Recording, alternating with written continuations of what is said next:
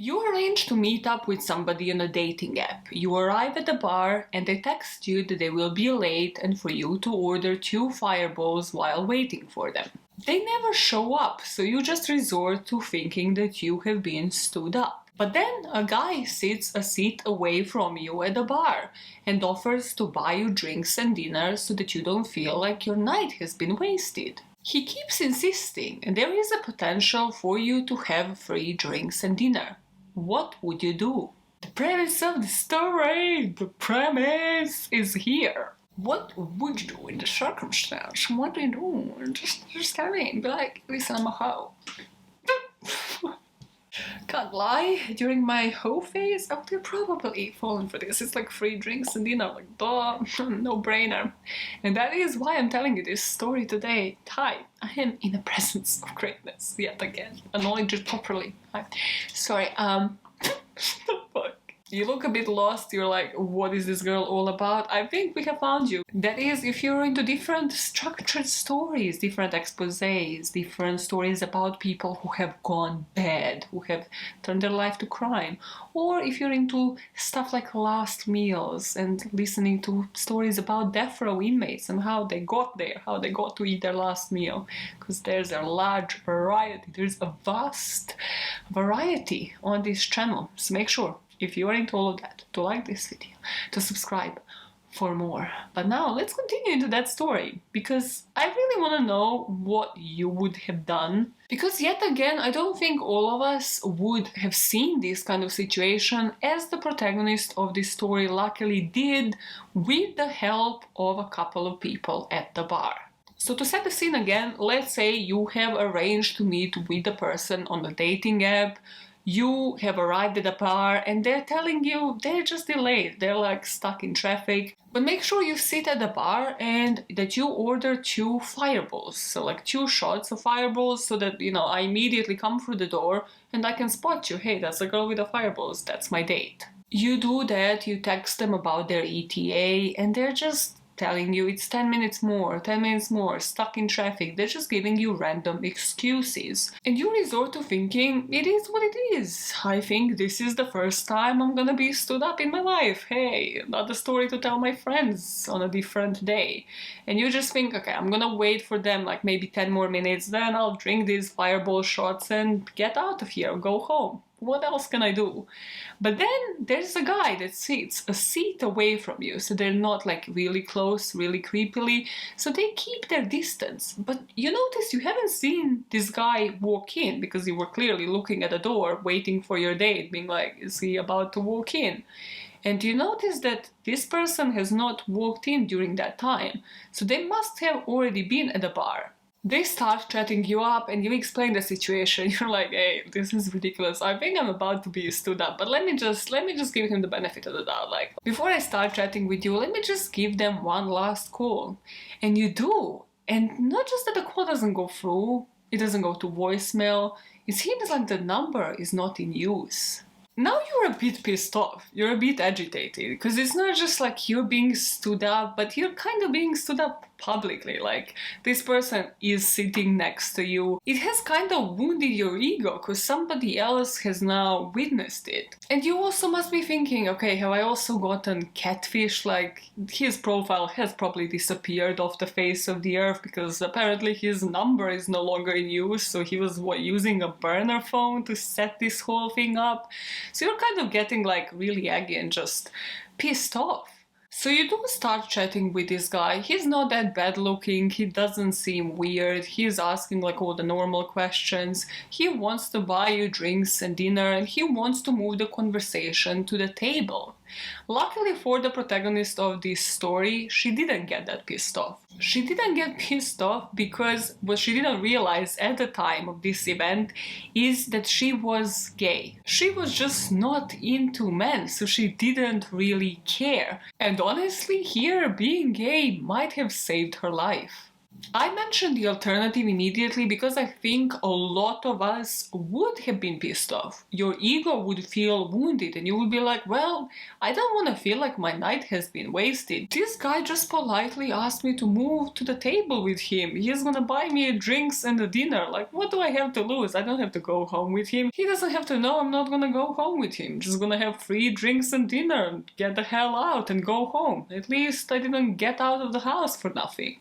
And this whole concept, if we are considering something sinister is going on, which we are in this story, spoiler alert, reminded me of the way narcissists operate. Like whenever you hear a story about like a narcissist, about somebody who will turn out to be like a domestic abuser, for example, you have that concept of narcissists building you up only to break you down later. In this particular situation, we have somebody who has been brought to this bar that they have never been before. They have just been stood up and they're feeling vulnerable and angry. And this person might be seeing them as a target and might be thinking about taking advantage of them. Usually this strategy, when used by narcissists and when used by domestic abusers, is used in such a way where they compliment you at first, they build you up, they make you feel like you're at their level, because of course they see themselves as superiors.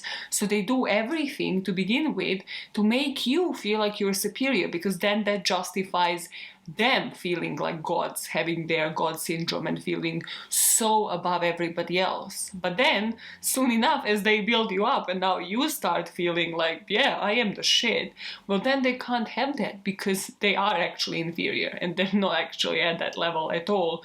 So this is when their insecurities kick in, and this is why they need to berate you and break you down. In these situations, then you would never have peace, because they would berate you until you apologize. You apologize for what was probably honestly only their mistakes, and by you apologizing, they regain their superiority, they regain their primacy. Just think about this throughout the video, because I think there might be something there if we are thinking this is some sort of scheming situation. But now you're back at the bar and you're like, you know what, I'm gonna start chatting with him. I'm not gonna move to the table with him yet, but yeah, let's start chatting here. So he was sitting like a seat away from you, and this is when he sits right next to you. I personally think, I haven't read this anywhere, I think that he has moved seats to personally be more in control of what you're doing while sitting next to him. As he has now moved to sit right next to you, you're kind of picking up on the signs of the people around you, in particular the bartender and the waitress, because you're literally sitting there and like in the corners of your eyes, you're just like noticing that they're very much attentive to you. This bartender is like checking up on you. It's like, hey, do you want me to maybe put these fireballs in the freezer for you? Do you want us to, bring you any other drinks? Yeah, let's bring you guys drinks. What do you need? Then the waitress is approaching them. And this in particular is weird because if you remember, you're at the bar. This is not table service. So you're wondering, why the hell is this waitress so nice? She doesn't have to be. Like, I'm not bringing her any commission here by sitting at the bar, but wow, everybody in this bar is like super nice and attentive to me. Now, at some point during the night, you are still at this bar, you have given the fireballs to this waiter to put into the freezer, you kind of already forgot about them. And as you're sipping on that drink, you realize you need to use the toilet. So you just ask him like, hey, can you take care of my purse and stuff? Like, I'm just gonna leave everything behind, just go quickly to the toilet. It's like, no problem at all. So you go into the toilet, and even before you open the stall to go inside and pee, you realize that the waitress that has been attentive to you the whole night is actually walking into the toilet from like the employee entrance. And you're like, oh, hi, yeah, you are like a bit weird, like a bit strange, like following me while I pee. But you look up and you notice the angst in her eyes. You notice there is some urgency to it, because as soon as she realized that you got up to go to the toilet, she took her chance and went through the employee entrance to talk to you straight away. So you realize, okay, this is not a joke. What the hell is up? And the waitress called Morgan tells you that this guy was the one who brought you here. And you kind of start explaining like, no, he wasn't. I started chatting with this guy online, like I arranged to meet up with him at this place. It wasn't this guy. This guy just sat next to me. And she's like, no, no, no, no.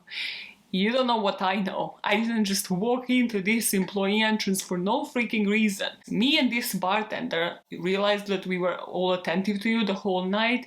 Yeah, that's because we have seen him at this very place with multiple women. All of these women would sit at the bar, would order 2 fireballs, and would be waiting for a date. Then he would do the exact same thing as he did with you. He would sit down a seat away from you and he would start chatting you up. All of these girls would eventually realize they have been stood up, he would offer to buy them dinner and drinks, and then they would move to table. And because now they were at the table, because a lot of these girls didn't even go to use the toilet, and because all of them would be really drunk by the end of the night, we didn't get a chance to warn any of these girls. And this is when the waitress Morgan tells to the protagonist of our story of the day, Jazz, they are never seen again.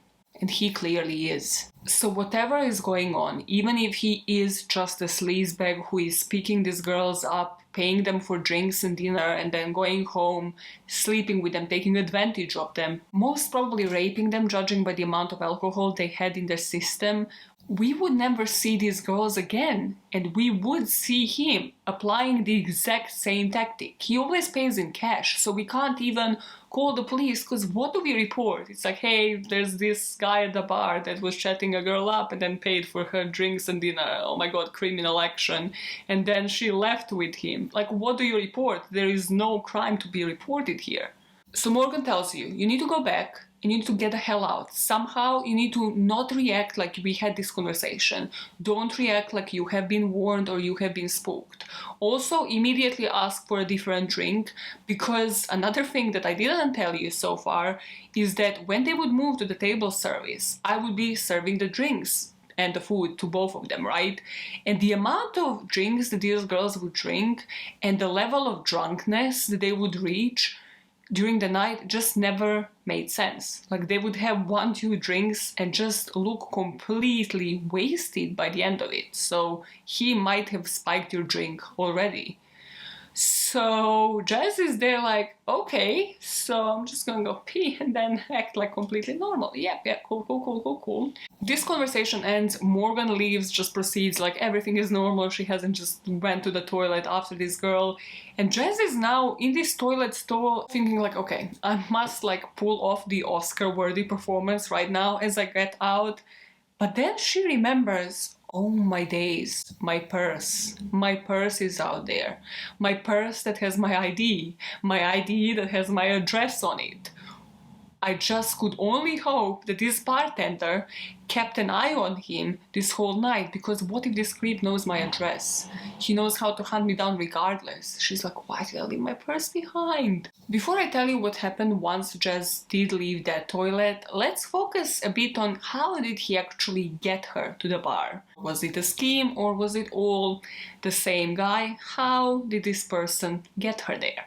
So at the time, Jazz was around 25, and this was before Tinder. So this was when Plenty of Fish was like the top 1 dating app. She actually just moved to Colorado and she started chatting, trying to make friends on this app. She starts chatting with this guy named Jordan on the app. She tells him she's new in town, so it's his choice where they're gonna meet. She was smart. She didn't ever give him ideas that he can like pick her up from her place, but she was like, yep, you choose where we go, like, I don't know, good places in town. This guy tells her, I know of this great bar, it's called the Old Chicago and it's in downtown Denver, let's meet up there.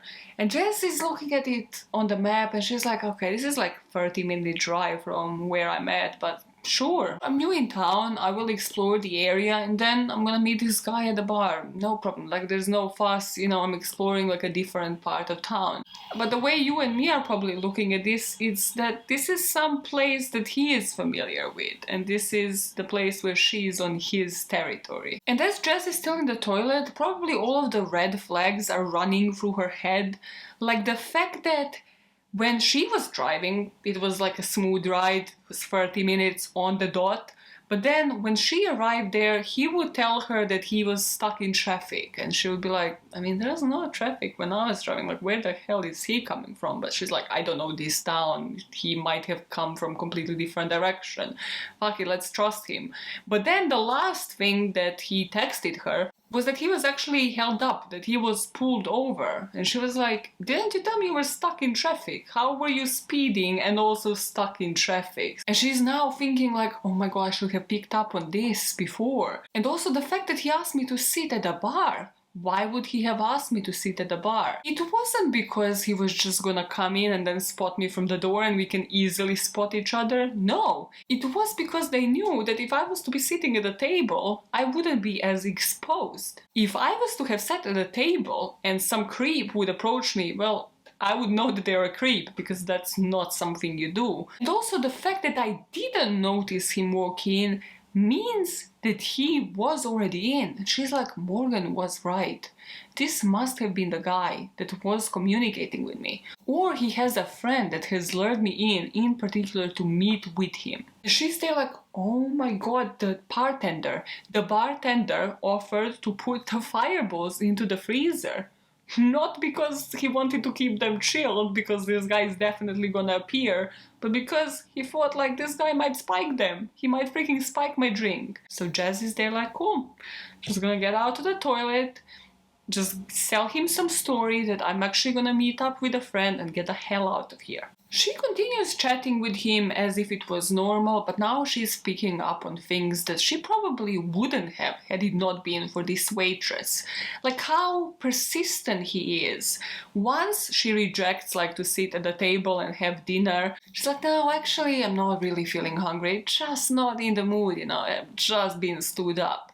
He's like, how about, no, actually the food here is shit. So how about we actually go across? There's this bar like right here. I know of it. I know of this area. There's this bar. Amazing food, amazing steak. Let's go there. To which Jess said, I actually kind of agreed to meet up with a friend after this date, and now I have kind of just sped that up, so I will be meeting up with her soon. This guy says, no problem, bring your friend along. No, we're gonna go to the bar, like right next door. It's, like literally like 5 minutes away, and you ask your friend to meet you there. And she's like, no. Again, to bring this into perspective, if you had been stood up and somebody is offering to meet up with you and your friend, you might go for it. You might have been like, okay, I will be safe in this situation because my friend is going to be there.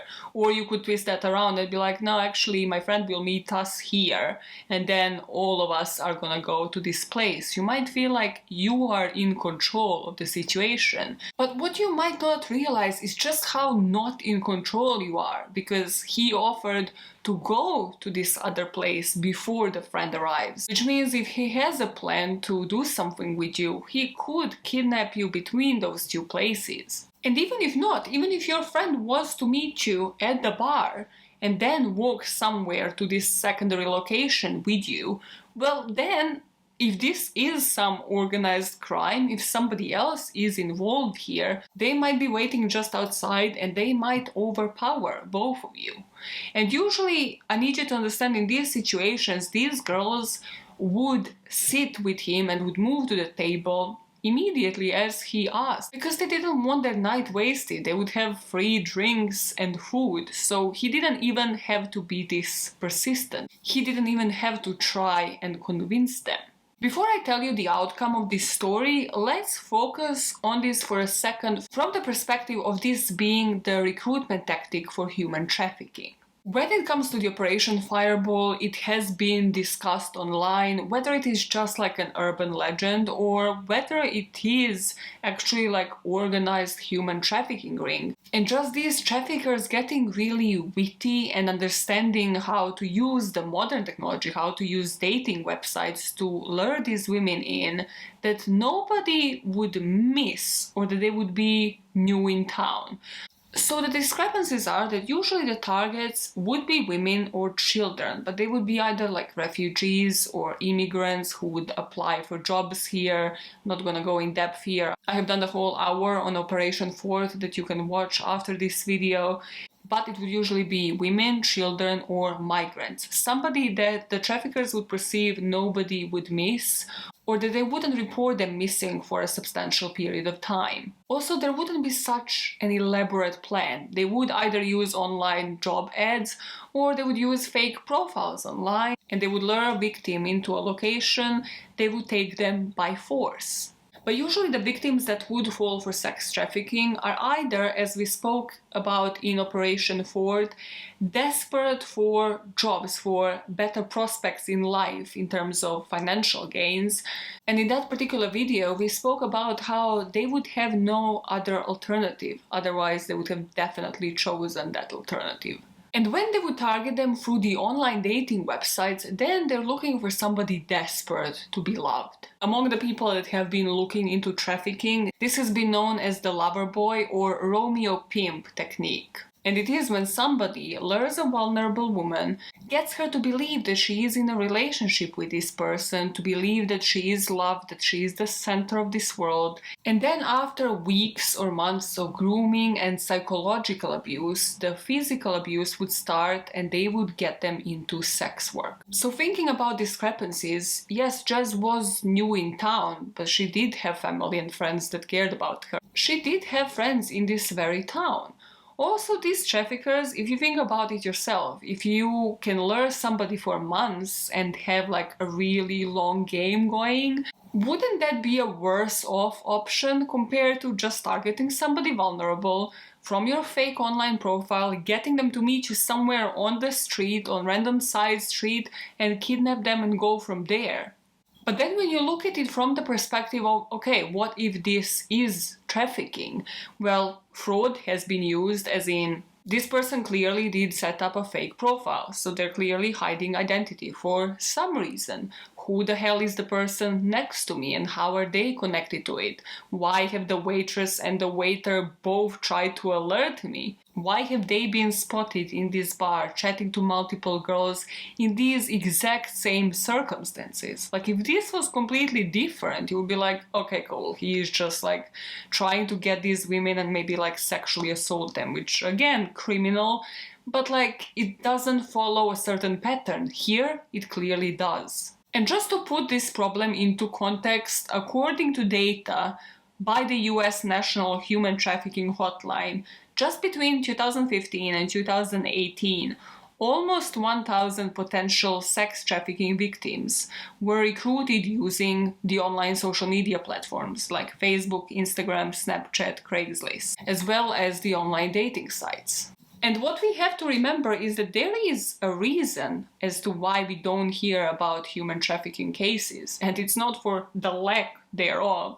It's rather because it is hard to detect. We have limited data on how it operates. And if successful, well, none of these victims would be seen again, which again is something that happened in this case.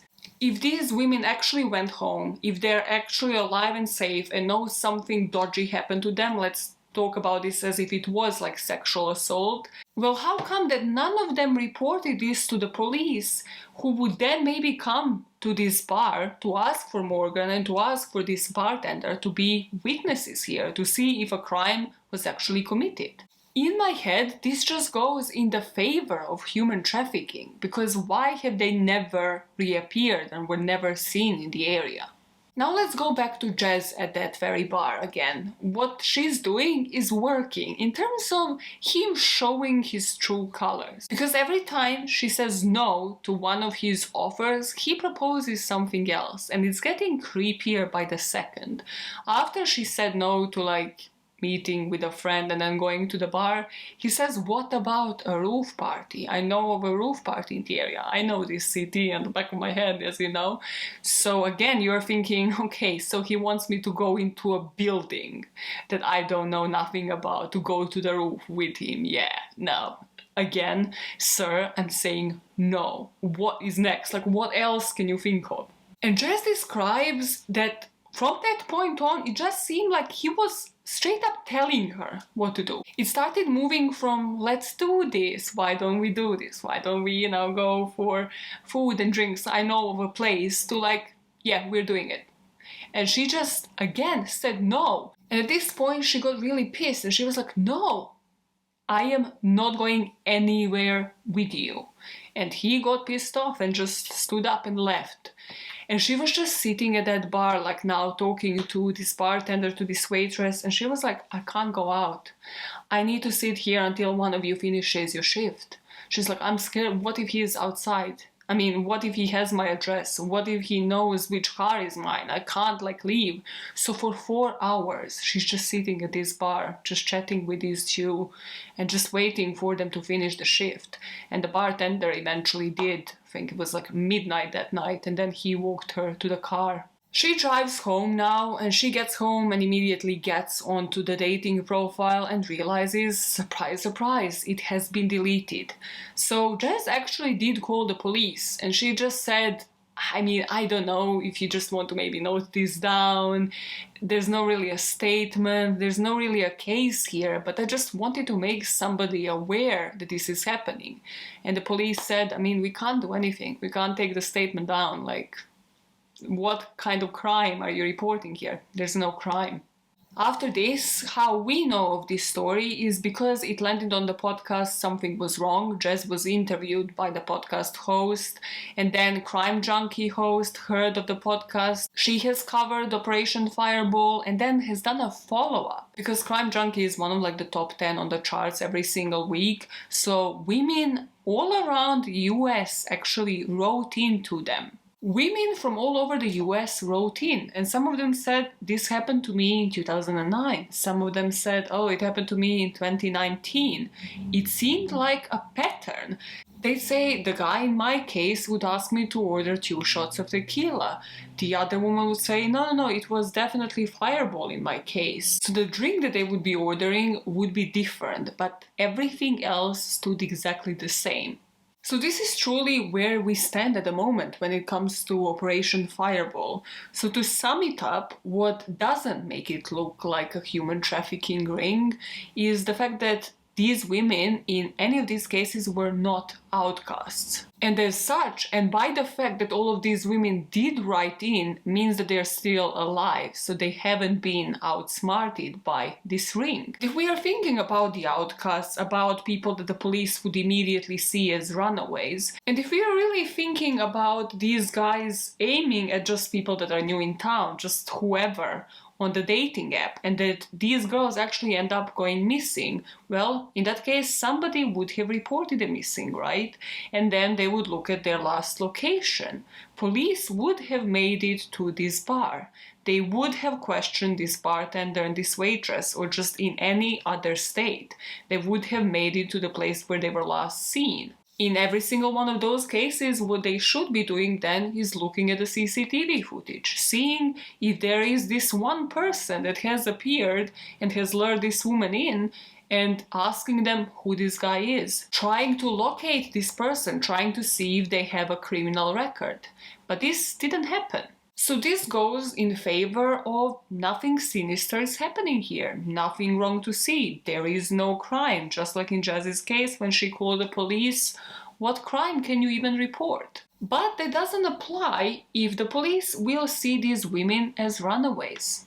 If Jess was to have gone missing, even though she did have friends and family that loved them, well, for how long do you think they wouldn't have taken it seriously, or they wouldn't have taken that report? Because the police here would say, well, she is new in the city, she has just moved away, she wants to live her life, she might not be just checking in with her friends and family, she might just not be catching up this very moment. And then, by the time that they would have maybe taken it seriously, maybe there wouldn't be the CCTV footage, maybe Morgan and the bartender wouldn't even be working at a bar like that.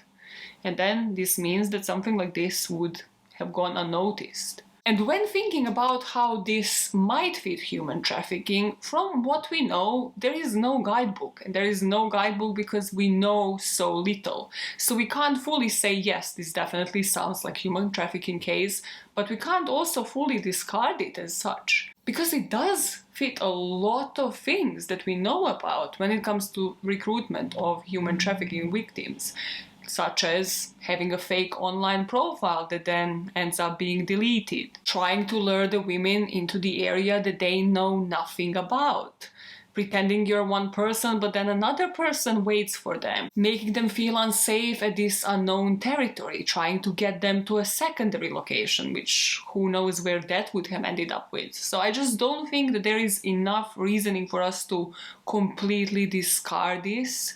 And also, human traffickers will get witty. They will get familiar with the common technology that people use today. What, do you think like they're gonna stick to like Craigslist or like MySpace? No. If they want to stay in business, they will keep up to date. They will get smarter and smarter about it. So this, by now, might already be the old tactic, especially if they have heard about people covering Operation Fireball, and they might have already moved on to something else. And that is the eerie prospect, because at best, and I say that under inverted commas, what was happening here was maybe some guys just following one of those, like, how to seduce women, you know, like one of those sleazebag freaking masterclasses of people who are pretending to be like seductors on the internet and giving guidance to men and how to lure them into their beds.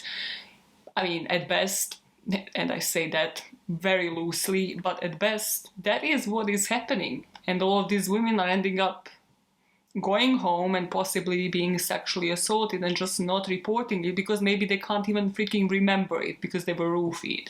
And at worst, nobody has seen any of these women, well, because they are in a human trafficking ring and can't get out.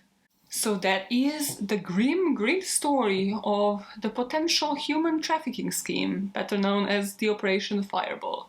Have you heard about this from Crime Jockey, from Stephanie Sue, from anybody else covering this? What do you think about it? Do you think there is some legitness to it? Or do you think like maybe it is just an urban legend? Maybe it is just people coming up with stories? And then again, ask yourselves why. What is the agenda? Why would all of these people be coming up with these stories? I am of belief that we should always believe the victim. Believe the women, believe them until you can prove beyond reasonable doubt that this did not happen. And you can't really prove it here because there are like hundreds accounts like this and there are people backing up their stories. So the note I'm leaving you on today is believe women first, yeah? And then like doubt it later once you have the evidence. Do you have the evidence to doubt this so far? Do you? Maybe you do. In that case, do let me know, because I want to know. This is the one story where I kind of hope there will never be a follow-up. But also if there is, I would very much like to be the one to expose and make people aware of it. And now, I shall see you guys next time and enjoy some weird outtakes. And being gay, honestly, being gay saves lives. Being gay saves lives. Say it with me, being gay saves lives. No, being straight is genuinely the worst. I'm not even kidding when I say this. No. Being gay saves lives. Put it on a shirt. Being gay saves lives. It saves lives. You know what? I'm gonna share something. The other day, I woke up and I told my husband, I was like, listen, if I wake up one day and I can actually picture myself eating a girl out, and I can actually picture myself eating a girl out, it's over for men. It's over for you, and it's over for men. This is what I need. I'm so close. I'm so close. If I could picture myself actually, you know, pleasing a girl, it's over for men. Fucking. This is the level of closeness that I'm at to being lesbian. It was always close, but now it's like the men just do not deserve women. Fuck it. The same way if you're lost and somebody picks up on it and they're like, hey, are you lost? Do you need help? No. I can drive you wherever. No, you can't, sir. No, I do not care. No, I will just go to this cafe, connect to the internet. Like, no, I'm actually waiting for somebody. This is my face. This is my face. I'm sorry that you have misconstrued it for me looking lost, but this is actually my face. So, get the fuck out. Because, like, what comeback are they gonna have to you saying this is my face? It's like Maja's tips in life. Just tell them whatever the reaction people try to misconstrue you're having, this is my face. No, I'm not lost. I know exactly where I'm at. Don't ask me though. I don't want to make you feel shit because of how well I actually know this area. You're a fucking amateur and this is my face, so get lost. Always go into the aggressive side. Or start pulling your hair and acting all crazy. They will leave. They don't want anything to have with a crazy person. Yeah. When somebody sits at a table and the other person approaches the mirror like, nah, you must be like... If I was to be sitting at a table and some bitch approaches me, they better be Michael B. Jordan, okay? I'd lose my plot. I would lose all of my senses instantly. It would be immediate COVID-19 situation. And you resort to thinking, it is what it is. I think I'm being stood up. It happens to somebody. Take care of my purse and everything. I'm just gonna go pee and then like I'll be back. The lingo you would use is like, I'm gonna take a dump. I'm gonna take a fucking nastiest shit. I ate this today. That would be so gross. I would be the worst person to ever like kidnap, or just I would be the worst person to even consider like trafficking. The person would be there like, if I traffic her and keep her in a cage, she's just gonna shit all over it, isn't it? She's just gonna be super gross about it. But yeah. You're gonna make them. On the first day, it's a make or break. If they can't handle you talking about like, are you gonna pee or poop? I mean, they ain't right. They're sinister. Something sinister is going on.